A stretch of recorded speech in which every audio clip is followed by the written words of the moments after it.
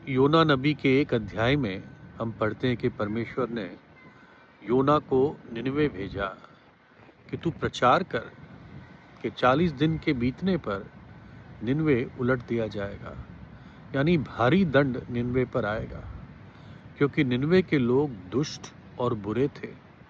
अपने उस दुष्टता में वो कायम थे, मज़े में थे और बहुत क्रूरता की थी, परमेश्वर के लोगों के विरुद्ध भी क्रूरता की थी। तब उनके दंड का समय आ चुका था।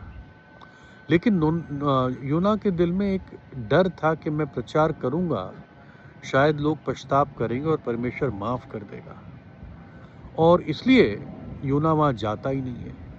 वो तर्शिश को जहाज में अपना टिकट खरीद के चला जाता है। जहाज में सो रहा होता है कहीं कोने में, और आंधी आती है और लहरें उठती है, डूबने का डर होता है, जहाज कंट्रोल नहीं होता। लोग अपने अपने देवताओं को पुकारने लगते हैं।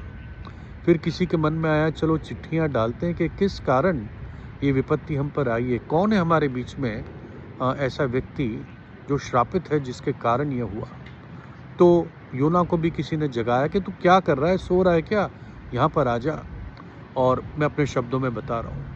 और फिर योना भी वहाँ आता है, चिट्ठियाँ डाली जाती है और चिट्ठी योना के नाम निकलती है। पूछते, भाई तू कौन है, कहाँ से आया है, कहाँ जा रहा है, तेरे लोग कौन हैं, तेरा देश क्या है। तब वो बताता है, मैं एक इब्रानी हूँ, मैं एक यहूदी हूँ, मैं यहोवा को मानता हूँ जिसने समुंदर और ज़मीन को बनाया। ये सुनते ही कि समुंदर को बनाने वाला खुदा, ये तो कोई पैसे का देवता नहीं है, ये तो कोई बच्चे पैदा करने वाला, मदद करने वाला देवता नहीं है, ये कोई ऐसा देवता नहीं, ये तो समुंदर और ज़मीन बनाने वाला परमेश्वर। लोगों के दिल में डर बैठ गया। उन्होंने कहा, बताओ हम क्या करें। उसने कहा, बस मुझे उठा के फेंक दो।